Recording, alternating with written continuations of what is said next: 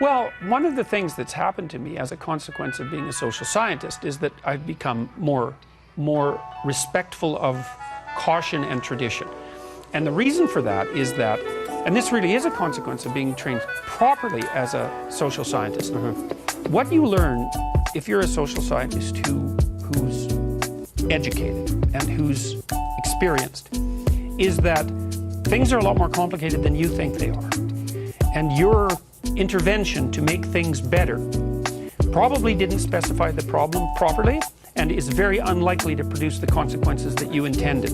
And so the careful social scientists, they have a doctrine which is taught to everyone who's going to be properly trained, which is if you dare to intervene in someone's life or more broadly in public policy, you make the intervention minimal, you control it very carefully, and then you analyze the outcome to see if your intervention worked. Because most of the time, not only will it not work, it will be counterproductive in ways you didn't predict.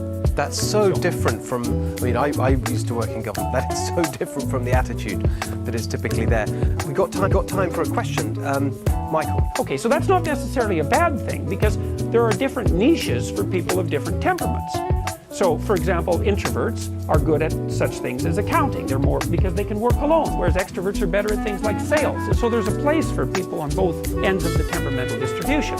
And with creative people, you might think, well, creativity is a good thing. Why isn't everyone creative? It's like, well, most creative ideas are dangerous, and it's very difficult to monetize creativity. Sometimes if you do it successfully, you're wildly successful, but more often you'll fail. So you need people who are wild experimenters in thinking and those who are more conservative.